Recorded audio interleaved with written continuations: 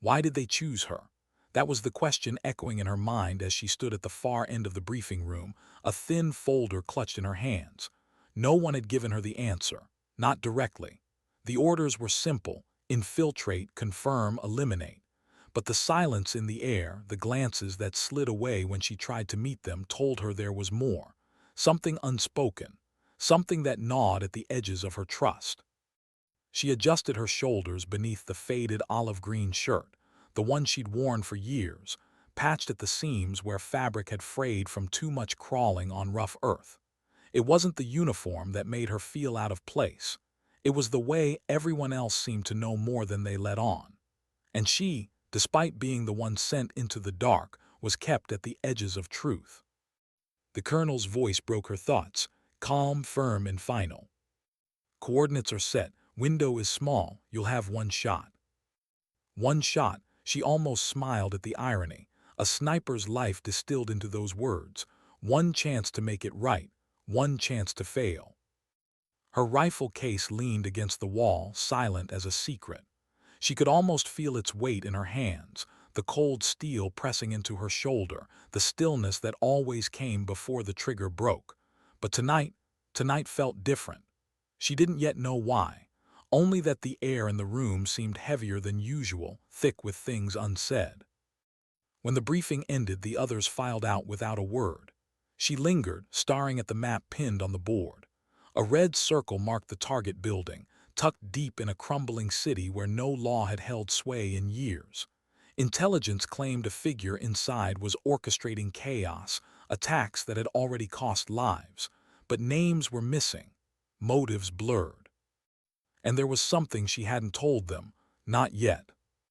The streets outside the forward base were quiet when she finally stepped into the night. A half-moon hung low, silver light tracing the outlines of barbed wire and broken concrete. Somewhere beyond the perimeter, stray dogs barked at shadows. She pulled her jacket tight, not for warmth but for composure. The mission would begin before dawn. Until then, all she had was time, and time was dangerous. It gave space for memories to crawl back in. Her bunk was narrow, the sheets stiff, but sleep wouldn't come. Instead, she lay with eyes open, staring at the ceiling, listening to the hum of the generator outside. Every creak of the old building carried through the walls. Every sigh of the wind sounded like someone whispering her name. She thought of her brother. The last time she saw him, he was wearing a different kind of uniform, one that carried no weapons, only hope. A medic. He had gone into a village on a day not unlike the one she faced tomorrow, carrying bandages and medicine instead of rifles. He never came back. The village had burned, and she had been told there was nothing left to recover. That was the moment she chose this path. Not out of duty, not out of ambition, but out of something quieter, colder, a promise to herself, never again. Now, years later, the promise felt heavier than her rifle. The first light of morning painted the sky in pale strokes. She moved without words, each motion practiced, quiet. Black paint across her cheeks, equipment checked twice, rifle assembled piece by piece until it felt like an extension of her body.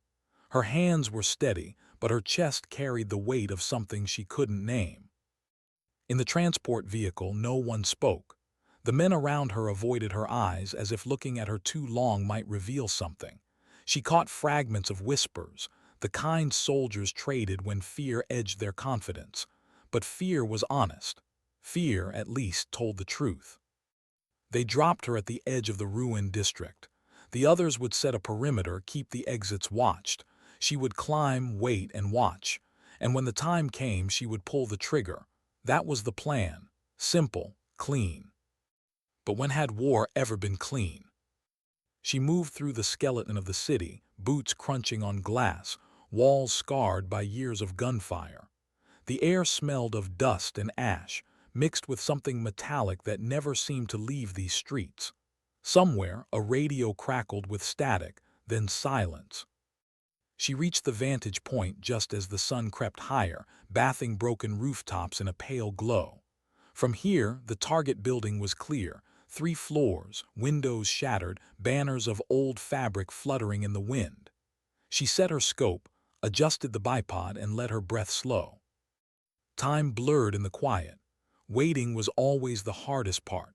Minutes stretched like hours, hours folded into silence. She counted the rhythm of her heartbeat, steadied the rifle, and watched. Then she saw him. A figure stepped into the frame of a window. Broad shoulders, deliberate movements. He spoke to someone out of sight, gesturing with a hand scarred from old wounds. She focused the scope, adjusting the clarity until every line of his face sharpened. And she froze. It wasn't recognition, not exactly. It was the resemblance. A tilt of the jaw, the way he held himself. It struck her like a sudden blow. He looked like her brother. Not exactly, but enough that her stomach tightened and her throat went dry. She pulled back from the scope, blinking hard. It couldn't be. Her brother was gone. She'd seen the reports, the confirmation, the silence of everyone who knew.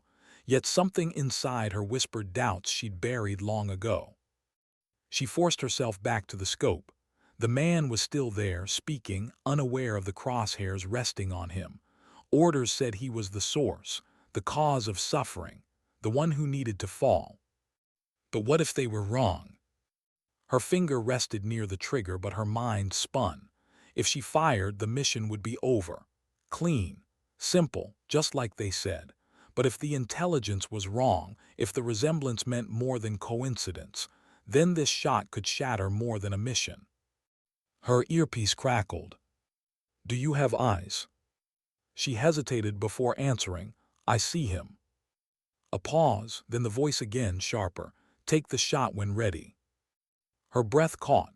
She could feel her heartbeat in her fingertips, each thud echoing louder than the last.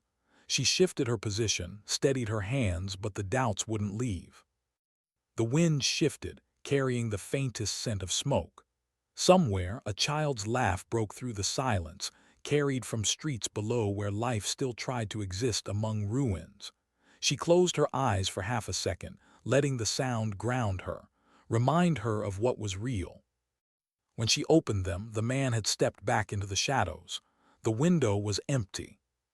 She whispered into the comm. Target moved. Static filled the silence. Then a reply, "Hold position, he'll return." But deep down, she knew this mission would not unfold as simply as they wanted. Something was already unraveling. As the day dragged on, she waited, her rifle steady, her mind restless. Shadows shifted with the sun, voices drifted through cracked walls, and every movement below felt like a test of her patience. And then another figure appeared. This time not him. A woman. Her face lined with exhaustion, her hands carrying a tray of food. She moved slowly, glancing over her shoulder as if fearing the man's return. Through the scope, the sniper saw not an enemy but a survivor. Someone caught in the crossfire of forces larger than her. And in that moment, the sniper's chest ached, not from the weight of her rifle, but from the truth she already knew.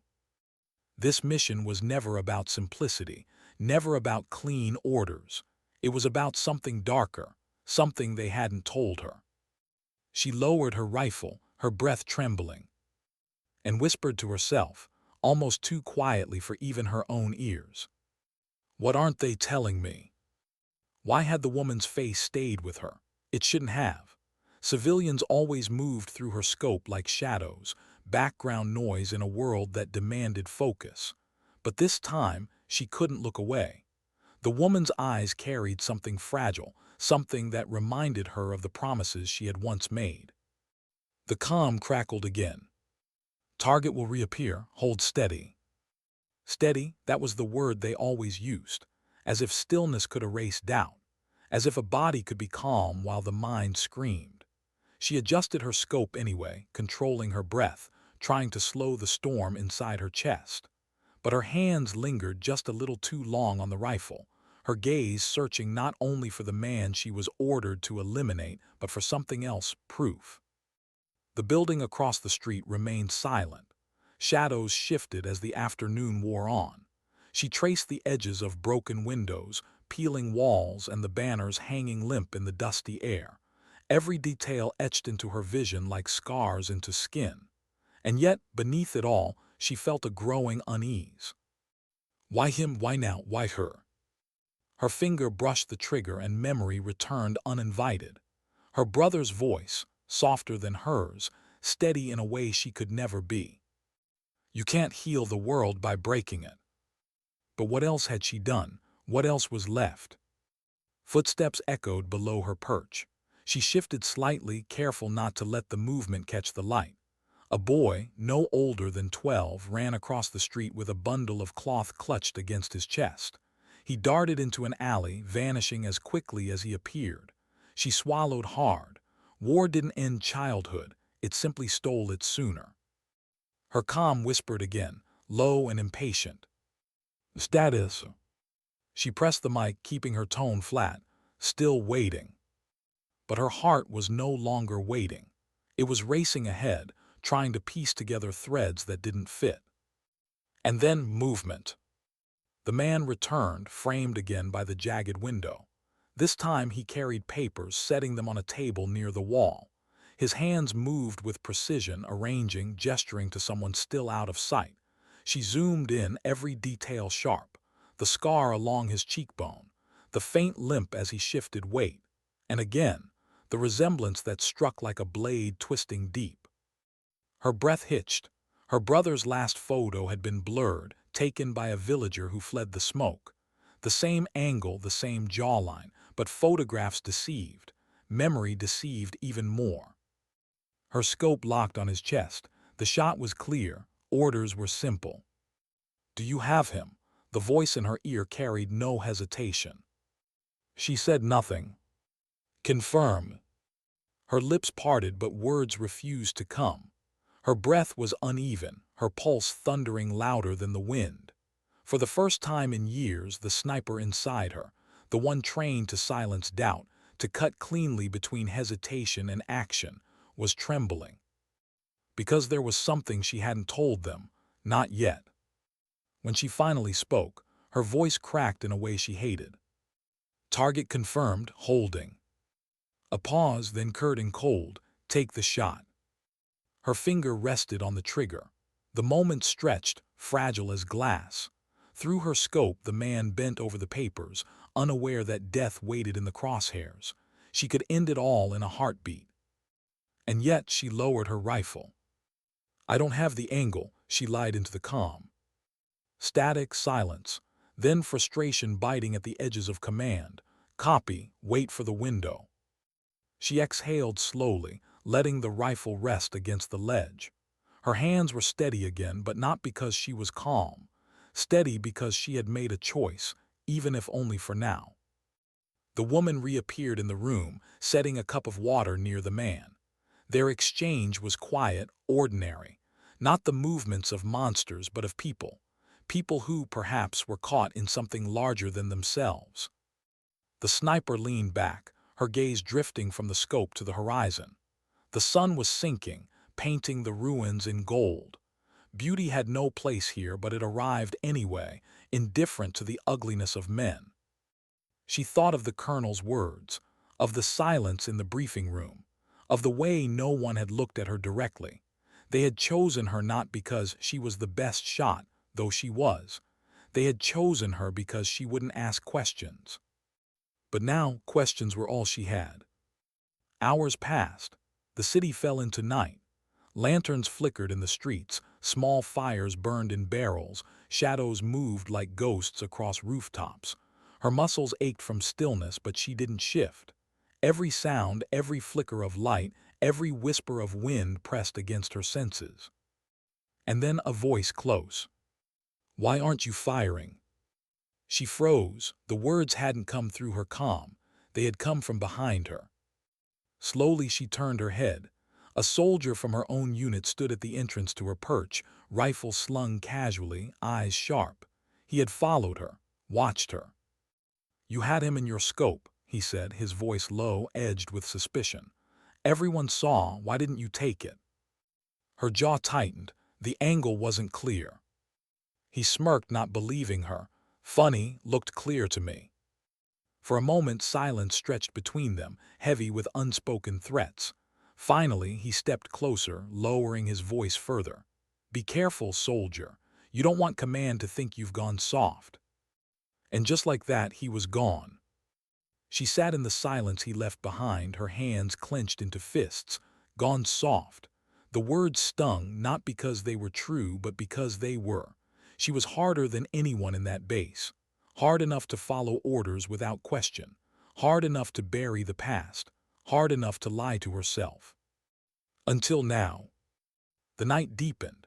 She stayed at her post, waiting, listening, watching, but her focus wasn't on the target anymore. It was on the cracks forming in the story she'd been given, on the resemblance she couldn't dismiss, on the possibility, remote, impossible, yet unshakable, that the man in her scope was not the enemy they claimed, but something far more dangerous to her, a thread to her brother's fate. Her earpiece buzzed again, breaking the stillness. "New orders, night's almost over. He moves at dawn. Do not miss your chance." She closed her eyes. Dawn was only hours away. And with it, a decision that could unravel everything she had fought for. What if dawn never came? That was the thought circling in her mind as the horizon began to soften from black to gray. The first light of morning always felt heavier in war zones, less like renewal, more like exposure. Shadows that once concealed you slipped away, and suddenly everything was visible, vulnerable. She lay flat against the cold rooftop, cheek pressed to the stock of her rifle. Her eyes burned from hours without blinking enough, her muscles stiff from the stillness that came with waiting. Yet her senses were sharper than ever. Every drip of water from a broken pipe below, every shuffle of feet in alleys where families tried to survive another day, every gust of wind whispering through shattered glass. The comm sparked to life. "Sunrise window, be ready." Her jaw tightened. Window, that word again. One shot, one chance, one order. They kept repeating it as if repetition made it truth, but she no longer trusted their truth. Through her scope, the target building looked ghostly in the new light. Pale walls glowing faintly, corners still carved with shadow. And then movement. The man appeared again, standing taller this time, silhouetted by the growing day. He carried a folder under his arm, walking with the limp she'd noticed before. He paused at the window, scanning the street below as though he felt eyes on him. Her rifle was steady, the shot was perfect. Her heartbeat was not. She inhaled, held, exhaled, over and over, the way she had been trained, the way she had lived for years, but no amount of discipline could silence the whisper inside her, "What if it's him?" Her finger brushed the trigger. The pressure was so slight, so easy to complete. 1 ounce more and everything would change. And then a sound she didn't expect, children's voices. They drifted from the courtyard below, laughter carried on the morning air. She blinked, forcing herself to refocus. But the sound wormed its way into her concentration, unraveling the quiet steel she depended on. She pulled her head back from the scope for just a moment, scanning. 2 children were chasing each other near the edge of the ruined street, their shoes slapping on cracked pavement. A woman, perhaps the same one she'd seen inside, called out to them softly, trying to herd them back into safety. The sniper froze, because the man in her scope had turned toward them. His face shifted, softened. He crouched slightly, gesturing, speaking words she couldn't hear but could almost imagine. Protective, familiar. It wasn't the behavior of a commander orchestrating death. It was the behavior of someone trying to hold on to life. The comm buzzed again, sharp. "Do you have him?" Her throat felt dry. She wanted to say no. She wanted to say she had nothing, but her voice betrayed her. "Yes." "Then finish it." The order snapped like a whip, but her body refused to move. Instead, she whispered under her breath, almost too quietly to register, "Not yet." She pulled back from the scope entirely, sitting against the rough concrete wall. Her rifle remained trained but untouched. Her breaths came uneven, her pulse a storm. She thought of her brother again, the last message he had sent weeks before he disappeared. Short, simple, hurried. Don't believe everything they tell you.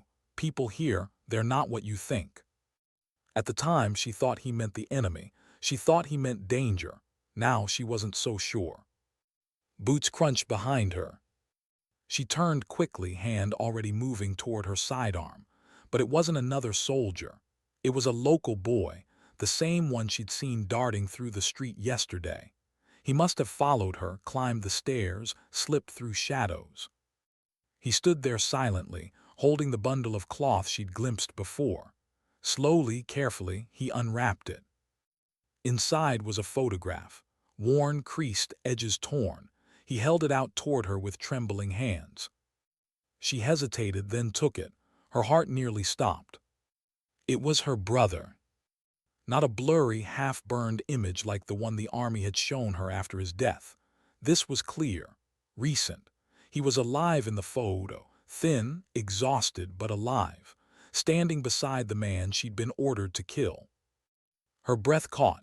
The rooftop seemed to tilt beneath her. The boy watched her carefully, eyes wide, waiting for something she couldn't name. Where did you get this?" she whispered, though she knew he couldn't understand her words. The boy pointed toward the target building, then toward the man inside. Her world collapsed into silence. The comm barked again, "Report." She stared at the photograph, her hands shaking now. This wasn't coincidence. This wasn't resemblance. This was truth clawing its way out from beneath layers of lies. Her brother had been with the target. Maybe still was. Maybe that was why the man looked familiar, why his face struck so deep. She pressed the mic, voice hoarse, "Holding." The reply was instant, irritated. "No more holding, you have clearance, end it." Her finger twitched near the trigger, but now the weight of the rifle felt unbearable. To obey would mean erasing the only link left to her brother. To defy would mean turning against everything she'd sworn to uphold. The boy slipped away as quietly as he had come, leaving her alone with the photo, the rifle, and the breaking of her certainty.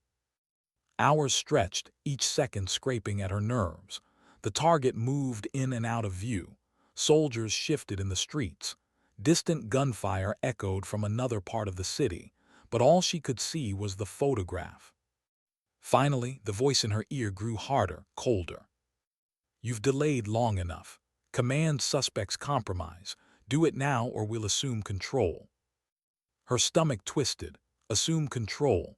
That meant another sniper was watching, another rifle already trained. If she didn't fire, someone else would. Her choice wasn't whether the man lived or died. It was whether the truth died with him. Her mind raced. Could she get closer? Could she confirm before the shot was taken? Could she? 3 seconds, the voice snapped. Her hands clenched. 1. She imagined her brother's laugh. 2. She remembered the fire, the loss, the silence after. 3. The shot rang out. But it wasn't hers. The comm went dead. Smoke rose from the distance. Chaos erupted below as soldiers scrambled, civilians screamed, children ran. She scrambled back to her scope, heart hammering. The window was shattered. The man was gone from sight. And the photograph in her hand trembled, edges cutting into her skin. She whispered into the silence, barely able to breathe. What have they done? What if she had lied one more time? That was the first thought that struck her as she stared at the ruined window across the street. If she had pulled the trigger, they would have believed her. If she had claimed the kill, they might never have questioned her loyalty. But she hadn't. She had hesitated, and in that hesitation, someone else had fired. The comm stayed silent now, unnervingly so. No confirmation, no follow-up, only the ringing in her ears and the pounding in her chest. She felt exposed, like the whole city had turned to watch her fail. Her rifle was still warm against her cheek, though it hadn't fired. She pulled back, collapsing against the wall, breath ragged. The photo in her pocket burned like a brand against her thigh. She wanted to take it out, stare again at her brother's face, reassure herself that she hadn't imagined it, but she couldn't. Not here, not yet. Down below, chaos swirled. Dust clouds drifted from the shattered building. Shouts in a language she barely understood echoed through the streets. Women pulled children inside. Men grabbed buckets of water to douse fires sparked by the blast. Because that's what it was, not a sniper's clean strike, a detonation. She replayed the moment in her head. The crack of a rifle hadn't sounded. It was heavier, deeper, accompanied by the ripple of air that only came from explosives. Whoever had taken control hadn't trusted her with the decision. They'd erased the entire building. And with it, any chance she had at the truth. Her hand shook as she pressed the mic. "Command, report status. Was that our strike?" "Nothing. Static." She tried again, louder, sharper. "Command, confirm. Do you read?" "Still nothing." She swallowed hard. Either her comm was cut, or someone didn't want her hearing the answers. Footsteps again. This time not a boy, not a ghost. Heavy, deliberate. She spun, rifle half raised, only to find the same soldier from the night before. He leaned in the doorway, arms crossed, smirk thin but sharp. "You froze," he said, voice low. "I saw it, we all did." Her jaw clenched. "I didn't freeze, I was waiting for clarity." He chuckled bitter. "Clarity gets people killed. Lucky for you, command decided not to wait." Her chest tightened. "That wasn't a shot, it was a solution," he cut her off. "Doesn't matter how, target's gone. Mission's done, you're off the hook." Off the hook. The words scraped at her like sandpaper, because she didn't want to be off anything. She wanted answers. She stared at him, searching his eyes for cracks. Was he really the target? He tilted his head. "You questioning intel now?" "Just answer." A pause. His smirk faded, replaced by something harder.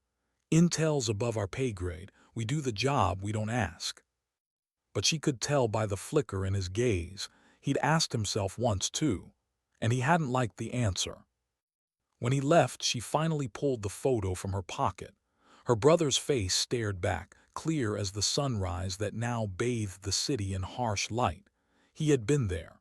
He had been with the man they destroyed. And now there was nothing left but ash. She stayed on the rooftop long after the others withdrew. She told herself it was to ensure no further threats emerged. But really, it was because she couldn't face the base. Not yet. Not when her chest carried this storm. By the time she returned, night had fallen again. The base was alive with muted celebration, laughter in the mess hall, glasses clinking, soldiers slapping each other on the back. She stepped inside, the noise hitting her like a wave. They were celebrating the strike, the elimination of a threat they believed was gone. None of them asked questions. None of them noticed the shadows under her eyes. She moved through them like a ghost until she reached her bunk, sat on the edge, took out the photo again. And that was when she noticed the back of it. Her fingers trembled as she turned it over. Words scrawled in hurried ink, smudged but legible. Her brother's handwriting. She would know it anywhere. "If this reaches you, don't trust them. The truth is here. Find me." Her breath caught. The room spun. He wasn't dead. He was alive. And he wanted her to know. The photo slipped from her fingers onto the floor, landing face up. His eyes stared back at her, defiant even through paper. She pressed her palms to her face, breath breaking. She had trained herself for years to follow orders without hesitation, to silence doubt, to be the weapon they needed. But now she was more than doubt. She was fury. She was grief. She was desperate hope. Because if he was alive, then everything they had told her was a lie.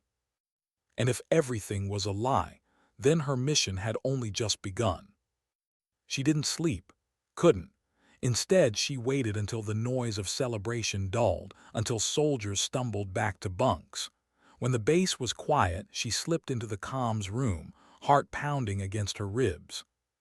The screens glowed faintly in the dark. Files, reports, logs. She knew she had minutes, maybe seconds, before someone noticed. Her fingers flew across the keyboard, searching names, coordinates, fragments of intel buried beneath layers of clearance. And there it was. A report stamped only hours before. The man's name, his alleged crimes, his supposed alliances, but all of it fabricated.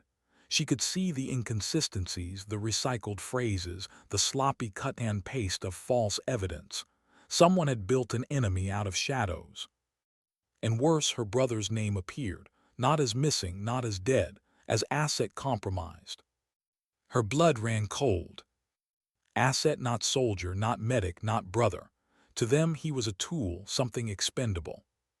Her hands shook as she copied what she could onto a drive. Every second risked discovery. Every breath sounded too loud. Then footsteps. She pulled the drive, slammed the terminal dark, and slipped out the side door just as a guard rounded the corner. Her pulse thundered in her ears as she pressed against the cold wall outside, holding her breath until the footsteps faded.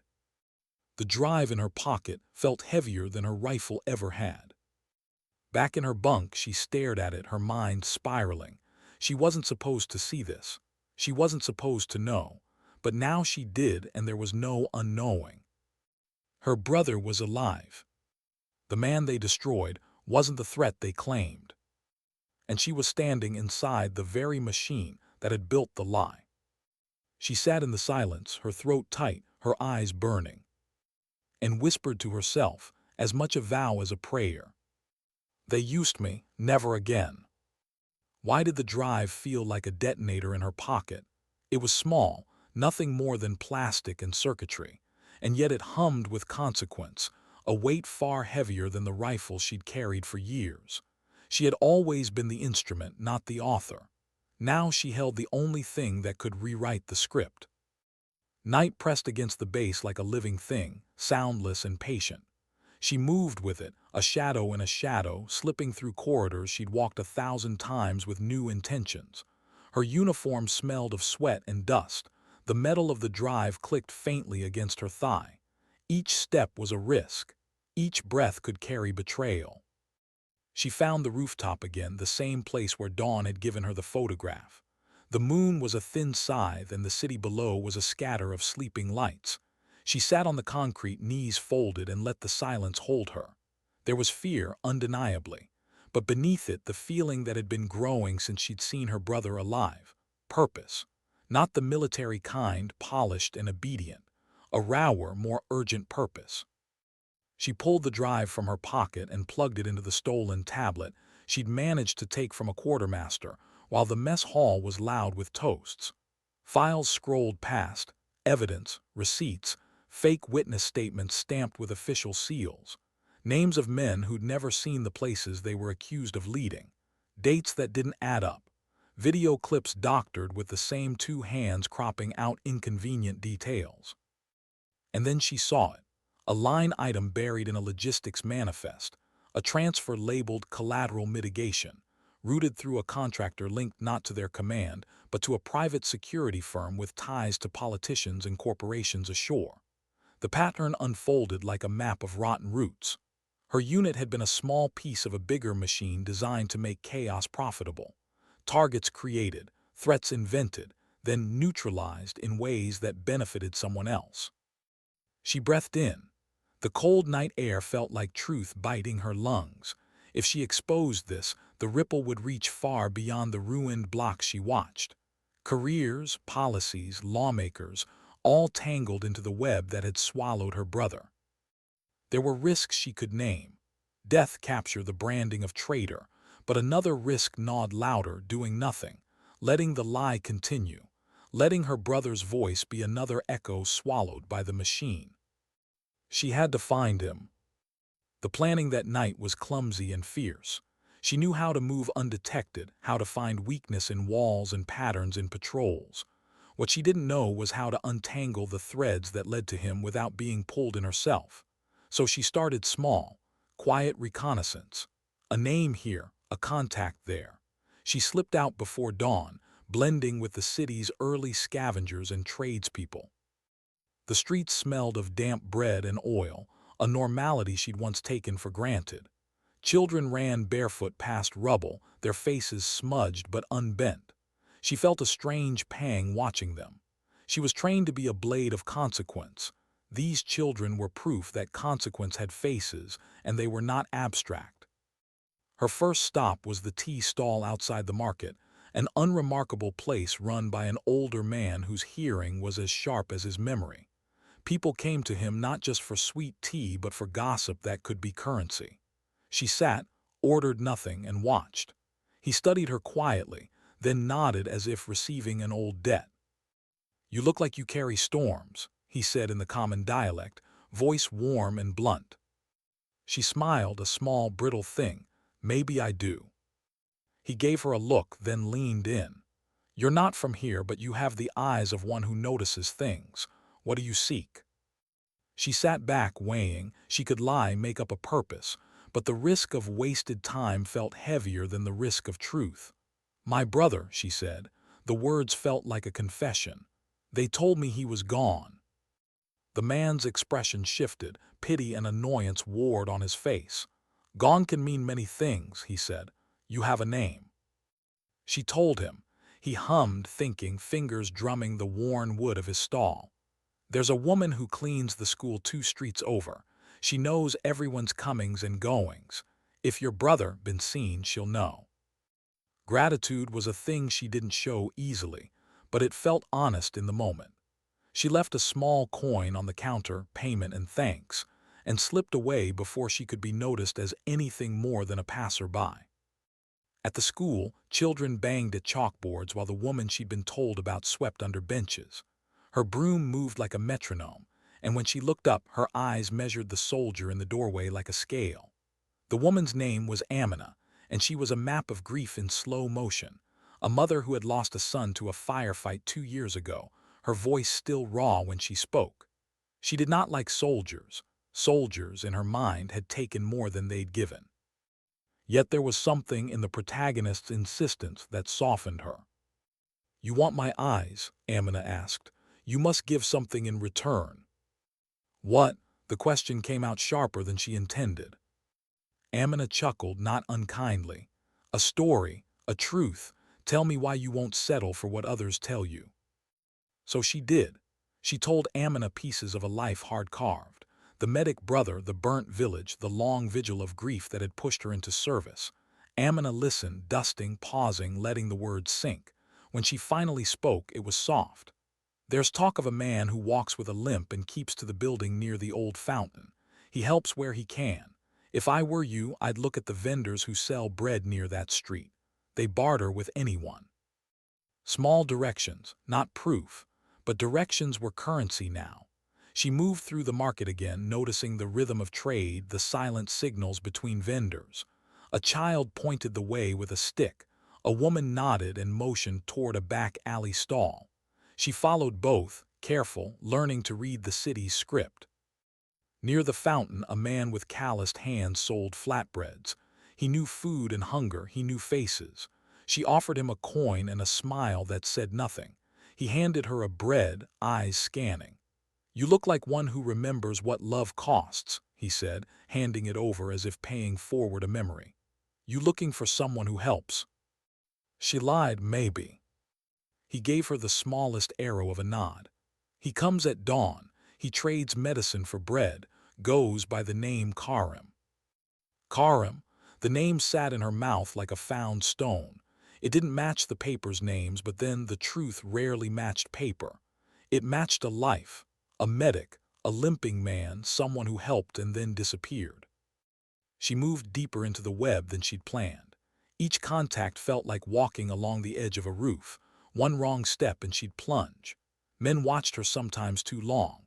A pair of soldiers she didn't know followed her scent through the market and then ducked away when she looked back. Paranoia became practical. She slept that night not in her bunk but on the roof of an abandoned bakery, curled with a blanket she'd bartered for. The crescent moon made silver coins of the broken glass around her. There were small victories. A vendor confirmed a sighting.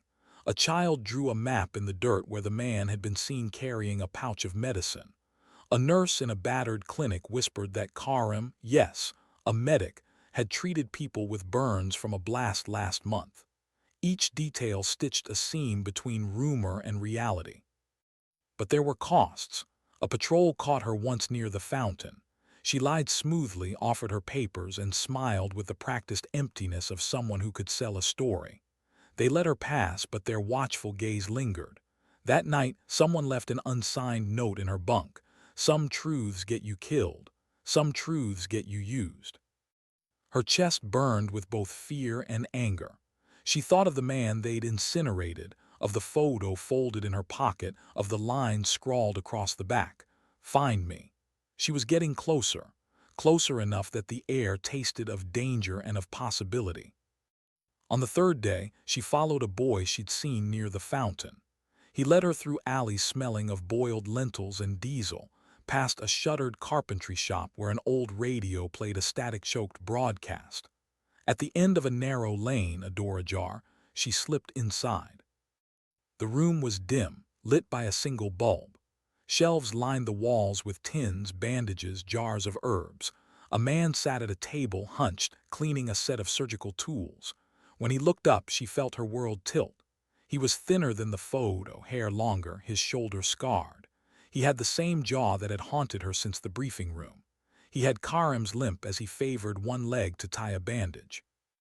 "Karim?" she asked, the name ricocheting off the packed tins. His look was the recognition of someone who had expected an enemy and found instead a ghost of home. For a moment, neither of them moved. Then he stood slowly, a hand raised not in threat but in blessing.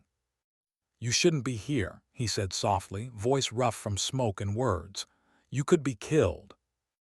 "And instead you chose to survive," she replied, voice thin. "You chose to stay." He let out a breath that was half laughter, half grief. "Was I given a choice?" he said. "You need to leave, they will look." She held up her hand, showing the drive's weight beneath her jacket. "I know they lied. I have proof." He closed his eyes for a beat, the shadow of a smile touching his mouth. "So they finally sent someone with a conscience." Her laugh was broken. "They sent a weapon." He studied her face. "Then be careful how you wield it." Outside, the city hummed on, indifferent. Inside, two people whose lives had been shredded by the same machine sat at a small table and began to talk. She told him what she knew. He told her what he had seen. Together, the small truths they exchanged were a map. The contractor, the routes, the men who appeared at strange hours, the names that never matched faces. When she finally stood to leave, he pressed a small packet into her hand, bandages, a tiny vial of antiseptic, and a scrap of paper with an address. "If they come for me," he said, "go to this house.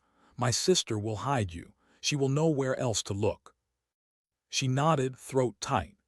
Outside, the night had become a deeper black, and as she slipped into its folds, she felt something she hadn't allowed herself to feel since the village burned, the warmth of possibility. It was fragile, like a candle in wind. But for the first time since the drive had clicked in her pocket, she felt that the truth might not only destroy, it might also save. Sometimes, she thought, the hardest orders are the ones you give yourself. And sometimes the simplest acts, a conversation, a shared piece of bread, a photograph tucked into a pocket, are the most revolutionary. She tucked Karim's scrap into her palm and walked back toward the base. The night smelled of damp earth and jasmine. Her hands were empty, except for the weight of what she now carried: proof, purpose, and most dangerously, the knowledge that the story they'd fed her could be unmade. What if she had never opened the drive? The thought struck her as she lay awake in her bunk, staring at the thin cracks in the ceiling. What if she had swallowed the orders whole, obeyed like the machine they had trained her to be? She might have slept easier.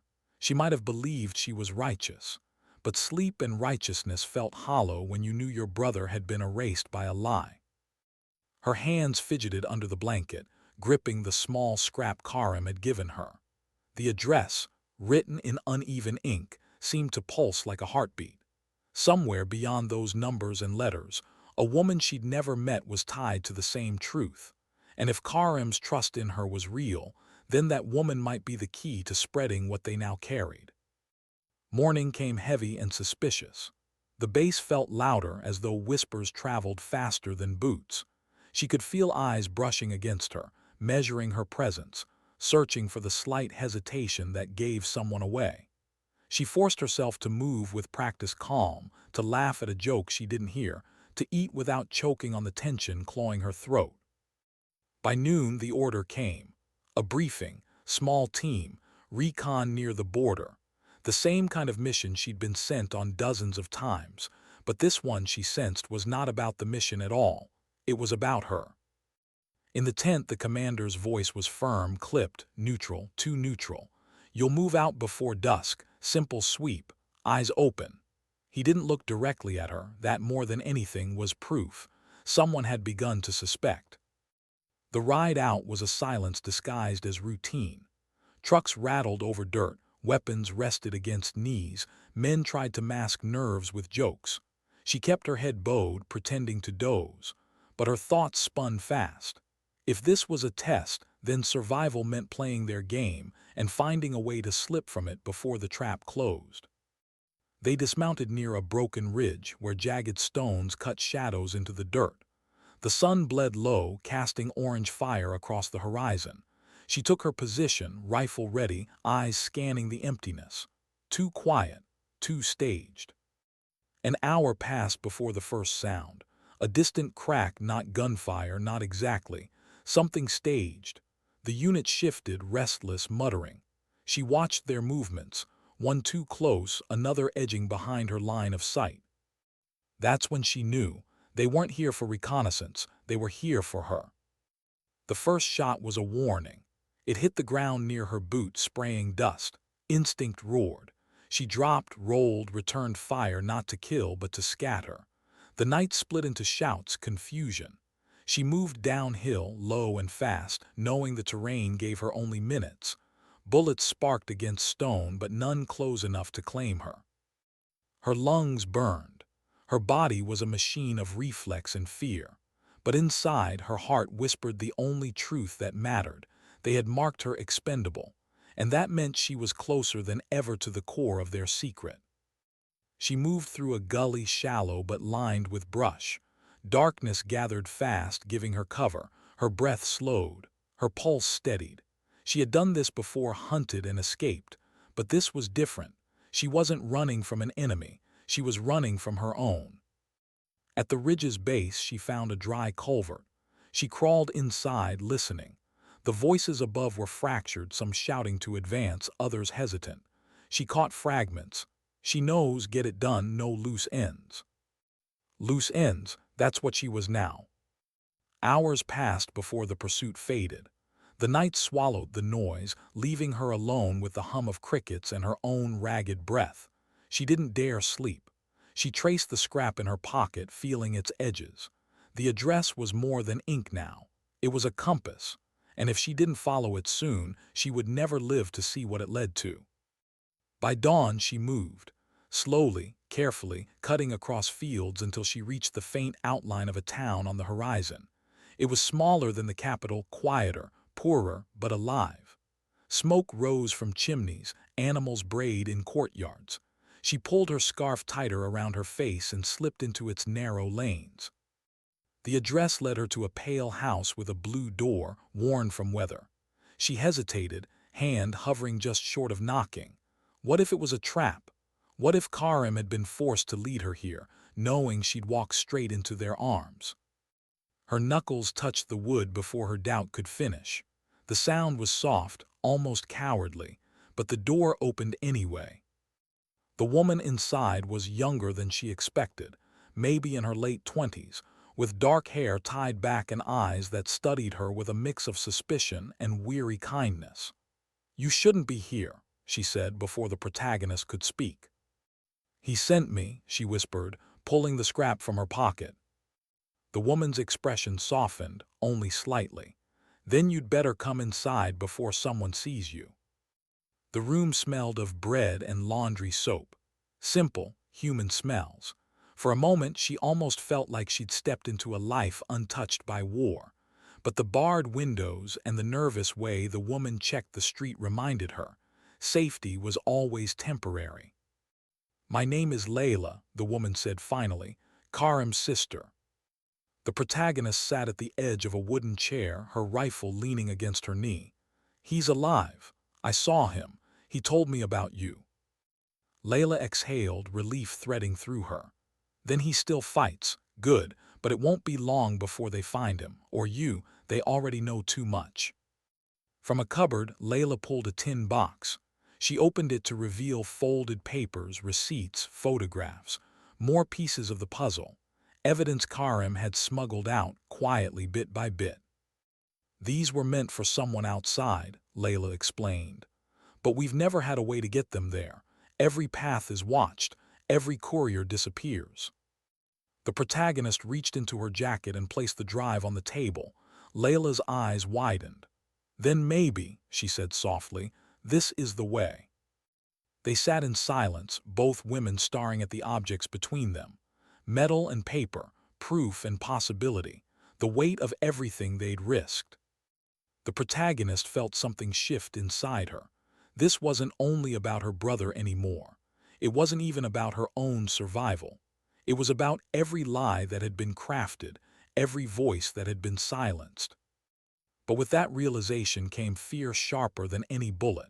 If they moved wrong, if they trusted the wrong person, if they misjudged even once, it wouldn't just be her life or Karim's. It would be Layla. It would be every innocent face in this town, every child in the school, every vendor in the market who had dared whisper directions. The choice pressed down like a hand on her throat.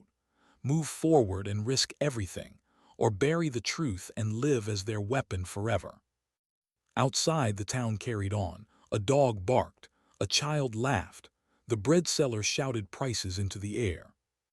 Inside, two women sat across a table, with the fragile bones of a rebellion between them. And in that fragile quiet she realized something. Orders were simple, truth never was. Would she risk becoming the very storm she had spent her life surviving? Or would she finally learn to wield the silence that had always been her true weapon? Her fingers brushed the drive, then curled away.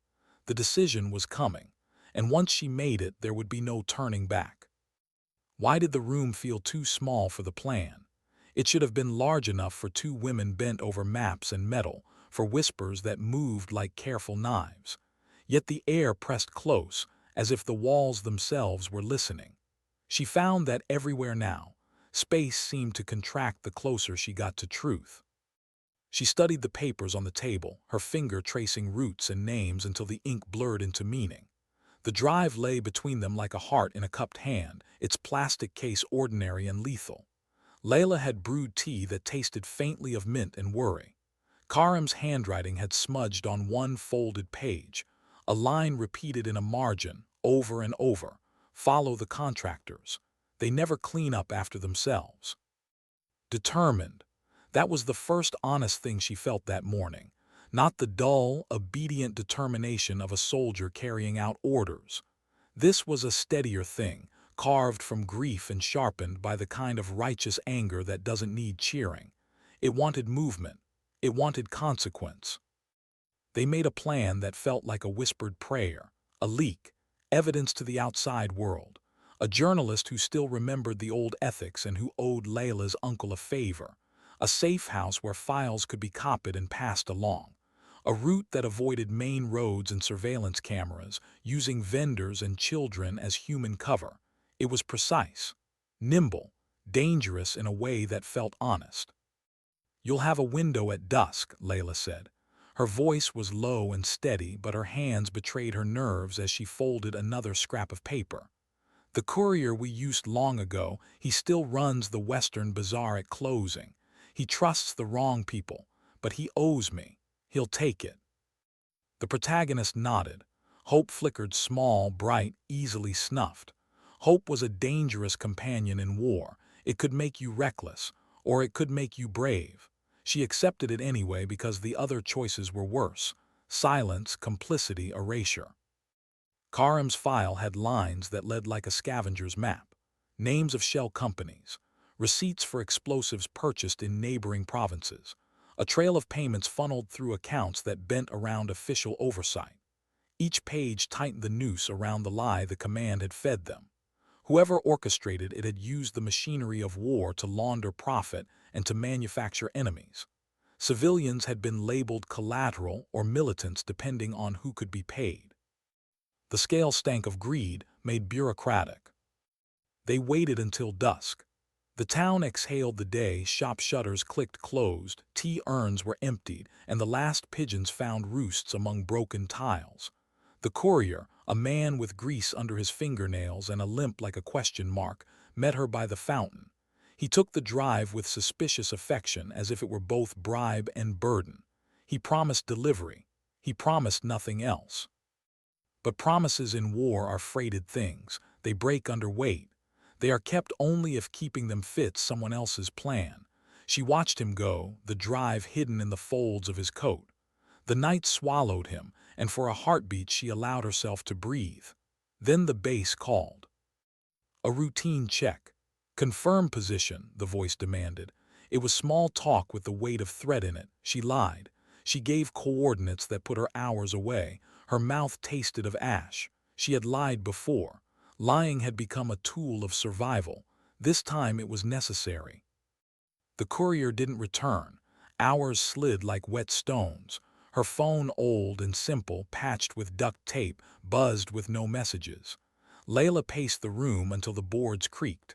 Maybe he was stopped, she said, but it was not consolation. It was an admission of vulnerability. Anxiety climbed into her like a living thing. It sat on her ribs and made breath sharp. She wanted to move, to go to the bazaar and fetch the courier back by force if she had to. But then she pictured Karim's face, the way he had looked when she told him she would find him. She pictured the boy who had handed her the photograph on the rooftop, his small hands trembling. Impatience now could cost them everything. Midnight arrived like a question. The courier finally reappeared, blood on his sleeve, eyes wild. He spoke in fragments, men in dark jackets, a van, a search. He had been tapped, forced to turn over the drive. He had escaped somehow, but the drive was gone. The world tilted. For a beat, her entire night narrowed to the empty space on the table where the drive had been. Rage rose hot and immediate. She wanted blood, not for vengeance alone, but because the theft felt like theft of the only weapon she had left to pry truth out into the light. Layla put a hand on her arm. It was a simple gesture, it steadied. "We still have copies," Layla said. "Karim's notes, the receipts, enough to make noise." Enough, that word was painful and practical. Enough to start, not enough to finish. They set to work. Under a single bulb they photographed pages, read names into the recorder she had smuggled, and sent fragments through secure lines that Karim had taught them to prefer. Old analog methods that did not hum across satellites. Paper carried secrets better than any signal did. Paper could be shoved into pockets, hidden under loaves of bread, and passed face to face. They had a contact, a journalist named Myra who had lost a brother to a scandal years back and never forgiven the system that let perpetrators walk. She was careful, too careful for most, which is why she mattered.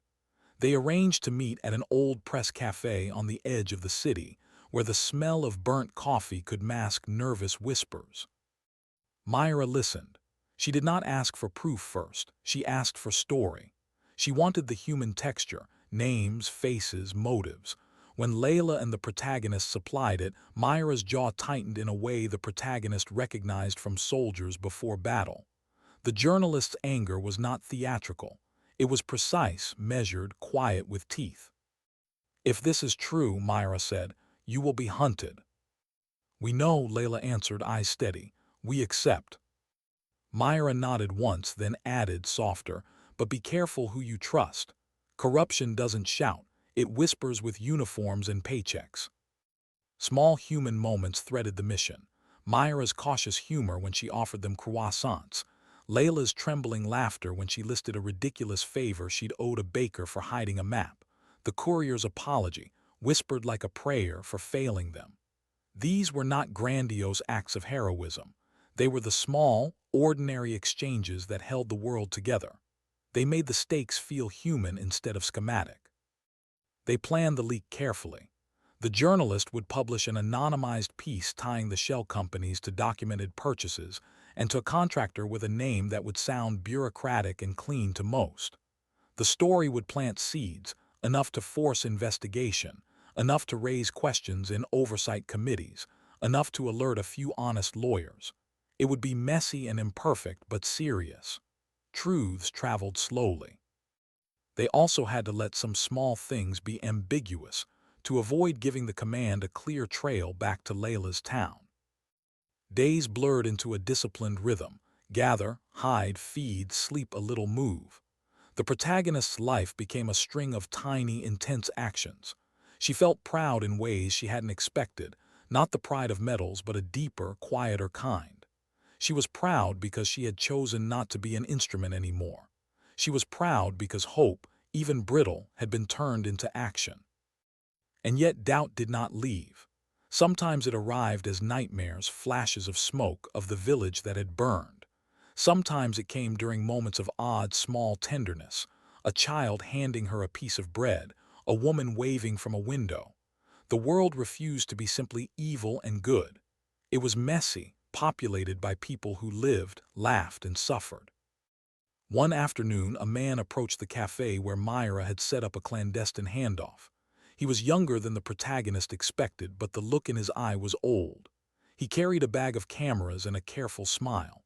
He asked questions that seemed casual. How long had they been here? Who had helped? Where did they plan to send the files? The protagonist watched him. A small, mechanical hair on the back of her neck rose. He was too curious, too easy. He had the practiced gait of someone who'd learned to be invisible. She stepped away from the table and followed him at a distance. She kept him in sight through the window, watching him trail to the market, to the mechanic's shop, then vanish into a crowd. She felt a chill. Her suspicion hardened into dread when she returned to the cafe and found Layla upright, eyes wide. "He asked about Karim," Layla whispered. "He knew his sister's name." They had been careless, or clever. The enemy had spies in places they did not expect. The plan, brilliant in its quiet, had a weak hinge. Someone knew enough to track them. Panic came roaring then, a tide. They moved quick. Myra left with the files hidden inside a loaf of bread. Layla burned certain papers and shuffled others into false covers. The protagonist watched each action as a surgeon watches blood. The city seemed to close in around them, streets narrowing into threats. That night, boots pounded near Layla's house. A vehicle idled outside. Someone rattled the gate with a key. Her mouth went dry. She pressed herself to the floorboards, breath slow, heartbeat steadying in the only way she'd learned was possible: count the beats, inwardly, as if they were the rhythm of a rifle being readied. They took no chances. Layla smuggled Myra toward the back alley through a trapdoor she had prepared for emergencies. The protagonist covered the door with a crate of flour, her hands steady despite the terror that threatened to unmake her. She could hear voices, men questioning the neighbors, trying to buy stories where there were none.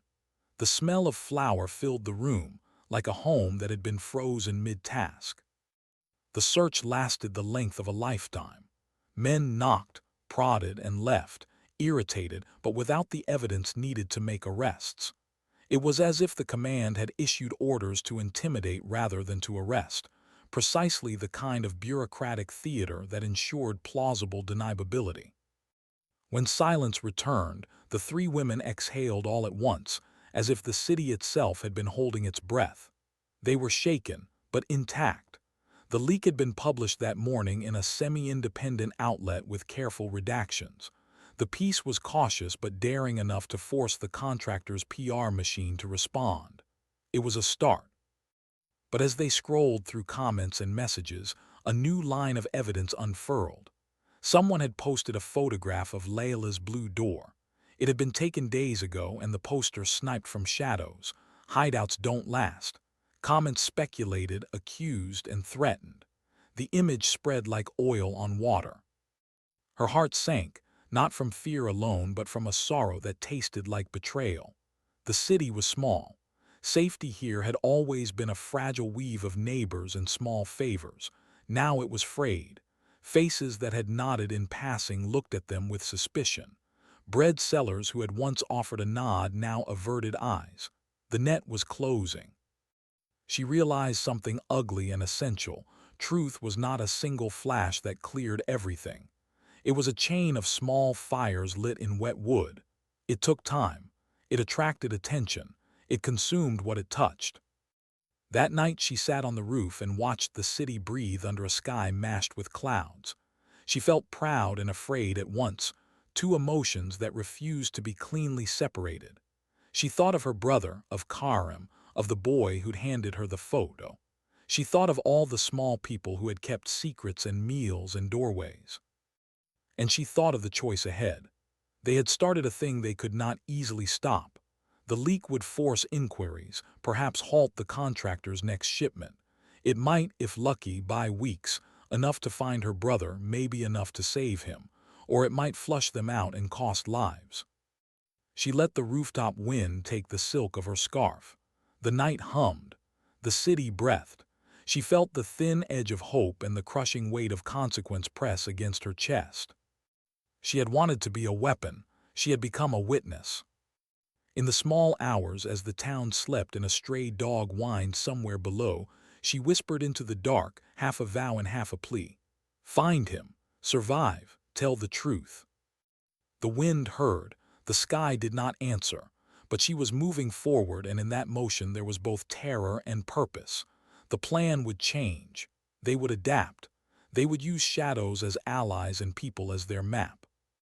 And somewhere in that decision, the one to keep going when the world leaned toward erasure, she felt something like peace settle in. Not the easy, unearned kind. Not peace that comes from obedience. But the heavy, honest peace that comes from choosing to act when silence would be easier. She folded herself into the dark, letting it hold her like a promise. Tomorrow would bring new dangers, sharper choices, and perhaps the next break in the trail. For now, there was movement. For now, there was smoke on the horizon and a small, stubborn light in her chest that refused to go out. Why did silence feel heavier than war itself? She sat in the wreckage of the farmhouse, dawn bleeding gray across the horizon. Her hands trembled around the rifle she hadn't fired in hours. Smoke curled from the ruins, mixing with the faint smell of burned wood and something else she refused to name. Around her, the world had gone still. Too still. She waited for the sound of pursuit, boots, engines. Orders barked in clipped voices, but none came. The night's chaos had bought her this fragile pause, yet peace was the most dangerous lie she knew. Layla was gone, taken or dead, she didn't know.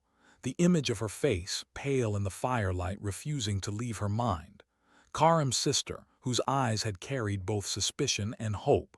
A thread of humanity in a war that stripped everything down to orders and obedience. She had promised herself she would protect her, and she had failed. The drive sat in her pocket, heavier than steel. It pulsed with the memory of every voice silenced, every family fractured, every soldier sent to die under false banners. Her brother's face flickered in her mind, laughing in the courtyard when they were children, then years later, stiff and silent in the photograph they had sent her after the incident. She had believed that Fode ended his story. But now she knew better. His life had been swallowed by the same machine that now hunted her. Her breath came ragged. The mission had shifted so many times that the word itself felt meaningless. Was it still about survival? About revenge? Or had it become something far larger, the preservation of dignity, of truth, of the smallest chance that their sacrifices might not vanish into shadows? She rose slowly, her legs aching. Every step toward the door was a choice. Leave the drive behind, disappear into the anonymity of refugees and live.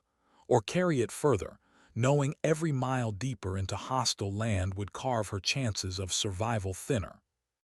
The horizon stretched ahead, barren and unwelcoming.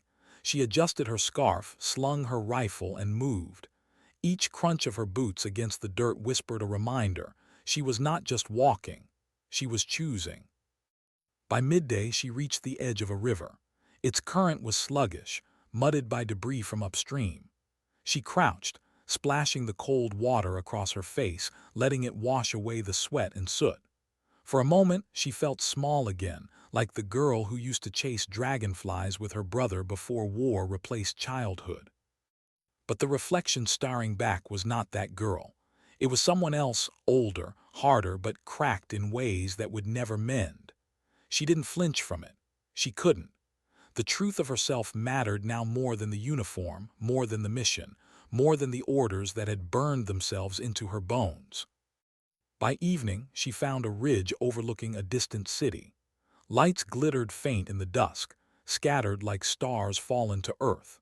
Somewhere in that maze of streets and guarded compounds lay the one chance to pass the drive on, to let the truth escape the net that had swallowed so many lives.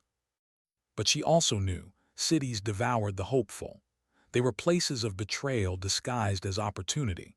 For every ally, three enemies waited in plain clothes. For every open door, a closed fist followed. She camped on the ridge, her back against stone. The wind howled low, carrying with it the faint sounds of laughter from far below. Families, markets, music. Life she had been trained to fight for but never to live. As night deepened, she wrote in her notebook, something she had not done in years, a letter to her brother. The words came slowly, broken but honest. She told him she was sorry, that she had followed orders too long, that she had believed in a cause that hollowed itself out from the inside, and that if she didn't survive tomorrow, at least one truth would have touched the world because of him. Tears blurred the ink and she let them. No one was watching, no one but the stars. At dawn, she folded the letter, tucked it into the same pocket as the drive. Together, they were her final offering, to him, to Layla, to Karim, to every nameless soul who had given without return.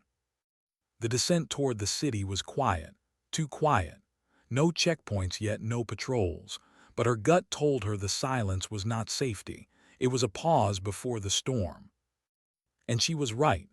At the edge of the first street, a figure stepped into her path, uniformed, rifle slung, eyes sharp, not a stranger, someone she had once trained beside, someone who knew her walk, her voice, her hesitation. For a breath, neither moved. Recognition flickered. His gaze dropped to the bulge in her pocket, then back to her eyes. She gripped the strap of her rifle but didn't raise it. He could end it all in a heartbeat, but he didn't. His lips parted.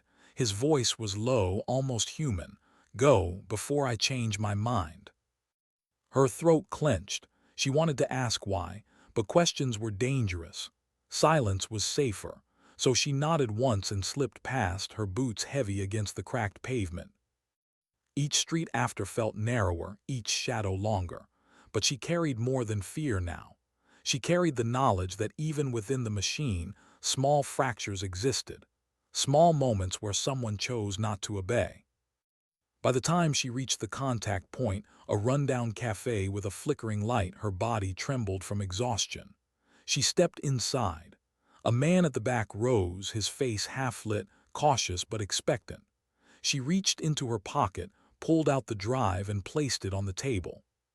He stared at it, then at her. "Do you know what this will cost you?" he asked. She met his gaze. "Everything." The cafe hummed with silence, broken only by the faint buzz of the light overhead.